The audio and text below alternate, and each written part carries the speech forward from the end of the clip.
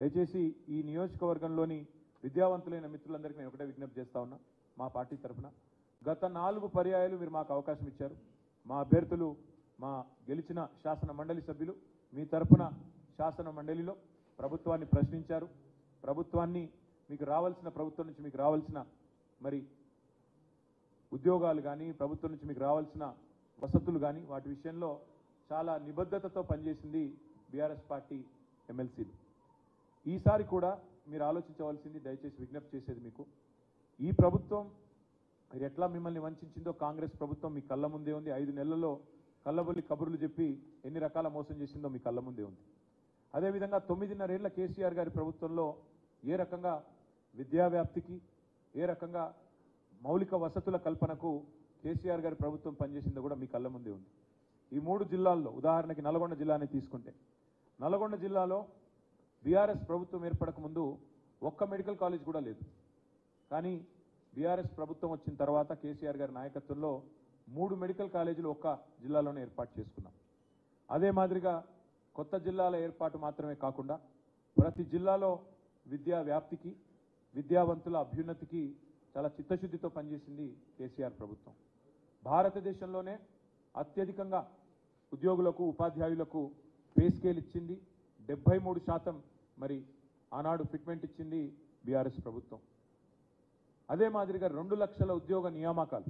ఇవాళ రేవంత్ రెడ్డి గారు ఎంత పచ్చి మోసం చేస్తూ ఉన్నారంటే, కేసీఆర్ ప్రభుత్వం ఇచ్చిన 30,000 ఉద్యోగాలు కూడా నేనే ఇచ్చినానంటూ అసలు ఒక్క నోటిఫికేషన్ ఇవ్వకుండా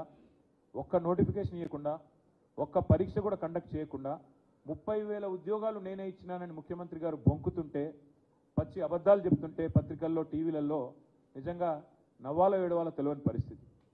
1 సంవత్సరంలో 2 లక్షల ఉద్యోగాలు ఇస్తామన్నారు రేవంత్ రెడ్డి గారు. సంవత్సరంలోనే, గెలిచిన మొదటి సంవత్సరంలోనే 2 లక్షల ఉద్యోగ నియామకాలు పూర్తి చేస్తామని చెప్పి మాట ఇచ్చి గెలిచి వచ్చింది రేవంత్ రెడ్డి ప్రభుత్వం. అందుకే విద్యావంతులైన మీ అందరికీ నా విజ్ఞప్తి, ఈ ప్రభుత్వానికి ఇప్పటికే 5 నెలల కాల పరిమితి ముగిసింది. ఇంకా 6 నెలల్లో 2 లక్షల ఉద్యోగాలు భర్తీ చేయాలి. మరి 2 లక్షల ఉద్యోగాలు భర్తీ కావాలి అంటే ప్రశ్నించే గొంతు ఉండాలి, ప్రశ్నించే పార్టీ ఉండాలి. ప్రజలకు న్యాయం జరగాలి, విద్యావంతులకు న్యాయం జరగాలంటే ప్రశ్నించే రాకేష్ రెడ్డి లాంటి ఉత్సాహవంతుడైన యువకుడు శాసన మండలికి రావాలి.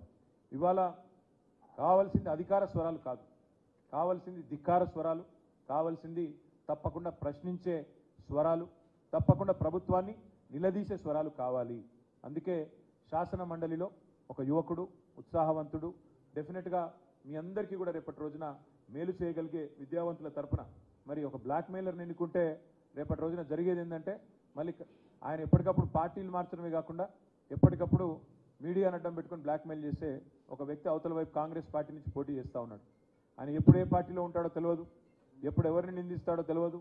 అట్లాంటి వ్యక్తులకు కనుక అవకాశం ఇస్తే, గతంలో మనం నల్లగొండలో నయీంని చూసినాం, మళ్ళీ అట్లాంటి వాడిని ఇంకోని తయారు చేసినట్టు అవుతుంది. ఇట్లాంటి వ్యక్తులకు కనుక అవకాశం చట్టసభల్లో ఇస్తే దయచేసి అందుకే కోరేది ఒక యువకుడు, విద్యావంతుడు, ఉత్సాహవంతుడు, మరి అన్నింటికి మించి ప్రశ్నించే సత్తా ఉన్నవాడు, చదువుకున్నవాడు, ముఖ్యంగా పెద్ద ఎత్తున అవసరమైతే అమెరికాలోనే స్థిరపడి అక్కడే కోట్ల రూపాయలు సంపాదించుకునే అవకాశం ఉన్నా దానికి కాదని రాజకీయాల్లోకి వచ్చి, ప్రజా జీవితంలోకి వచ్చి ఇవాళ మీ ఆశీర్వాదం కోసం మీ ముందుకు వస్తున్న తమ్ముడు రాకేష్ రెడ్డి గారికి అవకాశం ఇచ్చి గెలిపించాలని కోరుతూ, మా పార్టీ పరంగా కూడా మా నాయకులందరం కూడా మీటింగ్ పెట్టుకున్నాం.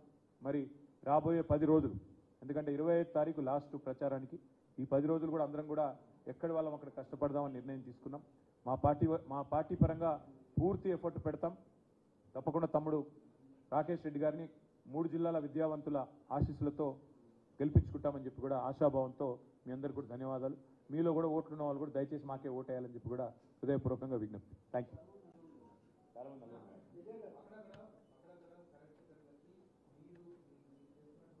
ఏంటది కరెక్ట్ కట్ట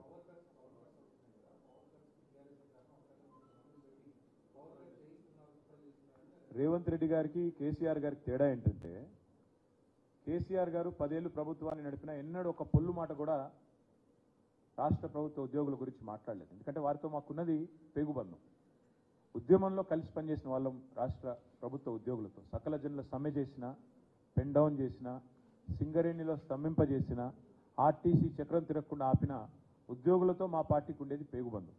అందుకే ఎన్నడూ కూడా మేము ఉద్యోగుల పట్ల కుదిరి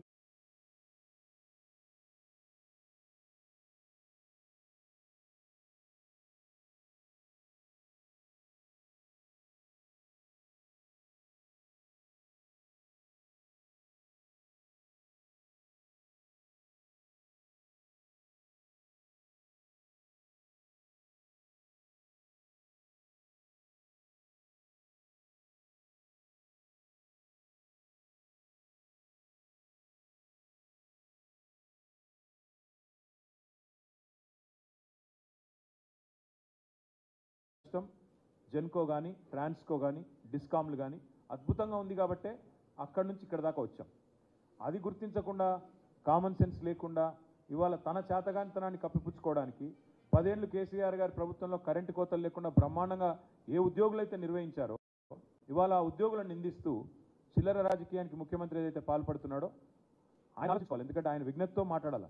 ఇవాళ ఎలక్షన్ అయిపోయింది, ఎందుకు మాట్లాడుతున్నాడు ఇట్లా? తన చేతగానితనం బయటపడుతుందనా? అదే చెప్తున్నా బ్రదర్, ముఖం బాగాలేకపోతే అద్దం బాలు కొట్టినట్టు వెనకటికేవుడు అట్లున్నది కథ. ఆయనకు చేత కాదు ప్రభుత్వాన్ని నడపడం. ఏ ప్రభుత్వాన్ని అయితే కేసీఆర్ గారు సమర్థవంతంగా నడిపారో, ఏ డిస్కంలను అయితే నడిపారో, ఏ డిస్కంలో ఉద్యోగులు అయితే అహర్నిశలు శ్రమించి ఆఖరికి శ్రీశైలంలో పంప్ హౌస్ మునిగిపోతే కూడా, కష్టమైతే కూడా, నష్టం జరిగితే కూడా, ప్రాణ నష్టం జరిగితే కూడా అహర్నిశలు శ్రమించింది ఇదే ఉద్యోగులు. వాళ్ళని ఇవాళ నిందిస్తూ రాష్ట్ర ప్రభుత్వ ఉద్యోగులను ఇన్సల్ట్ చేయడం అనేది ముఖ్యమంత్రికి తగదు. ఇకనైనా రేవంత్ రెడ్డి గారు తాను ముఖ్యమంత్రి అనే విషయాన్ని గుర్తు తెచ్చుకుంటే మంచిది. ఇంకా ప్రతిపక్షంలో లేడు. ప్రతిపక్షంలో ఉన్నప్పుడు ఇట్లే గావు కేకలు పెడబొబ్బలు. అప్పుడు పోలీసులను తిట్టిండు, ఉద్యోగులను తిట్టిండు, కొంతమంది తొత్తులు అన్నాడు, మళ్ళీ ఐఏఎస్ అధికారులను తిట్టిండు, బీహారీ గ్యాంగులు అన్నాడు, ఇంకా కూడా అదే దిక్కుమాలిన మాటలు మాట్లాడుతున్నాడు. ఇది మంచిది కాదు. ఇప్పుడు ఆయన ముఖ్యమంత్రిలాగా మాట్లాడాలా?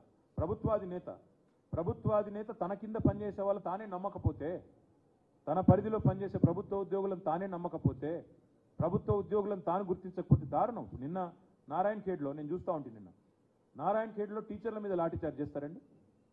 నారాయణ ఖేడ్లో నిన్న ఏం చేసిండ్రు టీచర్లు? పోలింగ్ డ్యూటీ చేసిండ్రు.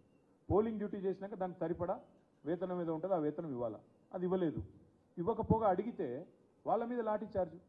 ఒకవైపు టీచర్ల మీద లాఠీ చార్జ్, ఇంకోవైపు విద్యుత్ ఉద్యోగుల మీద నిందలు. ఇది కరెక్టా? ఒక ముఖ్యమంత్రి చేయాల్సిన పని, ఇది ప్రభుత్వం చేయాల్సిన పని. ప్రభుత్వం తన దగ్గర పనిచేసే ఉద్యోగులను సమర్థవంతంగా వారి దగ్గర పని తీసుకోవాలి, ప్రజలకు సేవ చేయాలి. ఆ పని చేయకుండా ప్రతిపక్షాలను నిందిస్తే ఏమొస్తుంది ఆయనకి?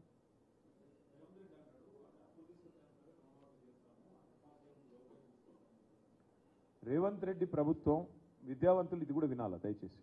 రేవంత్ రెడ్డి ప్రభుత్వం శ్వేతపత్రాల పేరిట కొన్ని రోజులు గారడీ చేసింది. ఇది ప్రభుత్వం వచ్చిన కొత్తలో శ్వేతపత్రాలు, ఖజానా అప్పుల పాలైంది, అది ఇది అని చెప్పి సొల్లు మాటలు చెప్పారు. నిన్నగాక మొన్న రిజర్వ్ బ్యాంక్ ఆఫ్ ఇండియా వారి వాదన చిత్తుకాయుధంతో సమానమని కొట్టవతలు బారేసింది. రిజర్వ్ బ్యాంక్ ఆఫ్ ఇండియా మొన్న విడుదల చేసిన నివేదిక దయచేసి మీరందరూ తెప్పించుకొని చూడండి. సరే, ఇప్పుడు పత్రికలు మీరు రాయరు, మాకు తెలుసు, ఇప్పుడు పాపం మీ బాధలు మీకున్నాయి. కానీ వాస్తవం జరిగింది ఏంది? 3,89,000 కోట్లు మాత్రమే రాష్ట్ర ప్రభుత్వ అప్పు.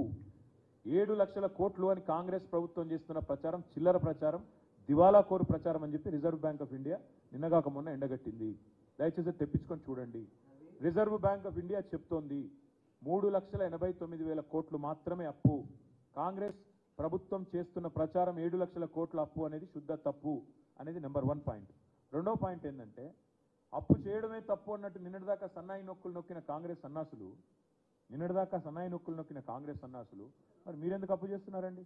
రాష్ట్ర ప్రభుత్వ ఆదాయం అంతా ఎక్కడ పోతుంది? మరి మేము భారతదేశంలోనే మా ప్రభుత్వం దిగిపోయినాడు హైయెస్ట్ పర్ క్యాపిటా, హైయెస్ట్ తలసరి ఆదాయం కలిగిన రాష్ట్రం ఏది అంటే గల్లా ఎగిరేసి చెప్పుకునే పరిస్థితుల్లో తెలంగాణను వీళ్ళకి అప్పజెప్పి దిగినాం. మా ప్రభుత్వం వచ్చినాడు రాష్ట్రం యొక్క తలసరి ఆదాయం 1,14,000. మేము దిగిపోయినాడు రాష్ట్రం యొక్క తలసరి ఆదాయం 3,08,000. ఈరోజు 3,57,000 కొత్త నివేదిక ప్రకారం. మరి ఇంత తలసరి ఆదాయం ఉన్న రాష్ట్రం, స్టేట్ ఓన్డ్ ట్యాక్స్ రెవెన్యూస్లో 80%తో అత్యధికంగా భారతదేశంలో ఉన్న రాష్ట్రం, రాష్ట్ర ఆదాయం అంతా ఎక్కడ పోతుంది? కాంట్రాక్టర్ల జేబుల్లోకి పోతుందా, లేక రాష్ట్ర ప్రభుత్వం ఇంకా ఏమైనా చేస్తుందా చెప్పాలా? రైతులకు రైతు బంధు రాదు, జనవరి నెల పెన్షన్లు కూడా ఎగ్గొట్టారు పేదవాళ్ళవి. మరి డబ్బులను ఎక్కడ పోతున్నాయి? అప్పులు ఎందుకు తీసుకుంటున్నారు? మేము అప్పు తీసుకుని నడుపుతాను, అప్పు తీసుకొని ఆనాడు ప్రొడక్టివ్ సెక్టర్లో ఉత్పాదక రంగంలో పెట్టుబడి పెడితే మమ్మల్ని నిందించారు. మేము ఇరిగేషన్ ప్రాజెక్టులు పెడితే అసెట్ క్రియేట్ చేస్తే మేము డ్రింకింగ్ వాటర్ మీద పెడితే విద్యుత్ రంగం మీద పెడితే మా మీదనేమో నిందలు మోపారు. ఇవాళ అదే వీళ్ళు అప్పు కట్టడానికి అప్పు తీసుకుంటున్నామని చెప్తున్నారు. అప్పులు కట్టడానికి రుణమాఫీ చేయడానికి అప్పు తీసుకుంటున్నామని చెప్తా ఉన్నారు. అందుకే నేను అడిగేది, ఇట్లా దివాలా కోరు రాజకీయం చేసేవాళ్ళు చెప్పాల ప్రజలకు, మరి మొత్తం రాష్ట్ర ప్రభుత్వ ఆదాయం ఎక్కడ పోతుంది, పెరిగిన తలసరి ఆదాయం అంతా ఎక్కడ పోయింది.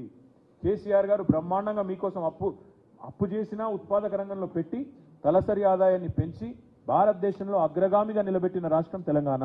అట్లాంటి రాష్ట్రాన్ని ఈరోజు ఎందుకు మీరు నడపలేకపోతున్నారు? ఇవన్నీ కూడా ప్రజలకు చెప్పాలి సమాధానం. అన్నింటికి మించి రాష్ట్ర ముఖ్యమంత్రి, రాష్ట్ర ఆర్థిక మంత్రి రాష్ట్ర ప్రజలకు క్షమాపణ చెప్పాలి.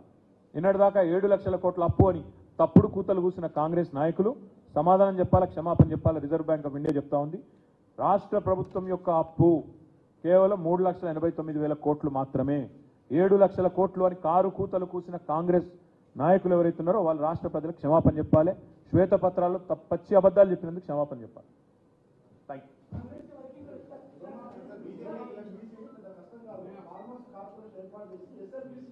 సరే, ఇక అవన్నీ చూద్దాం. నేను అనేది అదే, రుణమాఫీ ఆయన మొదలు December 9 అన్నాడు. ఊసర వెళ్ళి రంగులు మార్చినట్టు రేవంత్ రెడ్డి తారీఖులు మారుస్తున్నాడు. చూద్దాం ఏ సంవత్సరం చేస్తాడో, ఎప్పుడు చేస్తాడో చూద్దాం.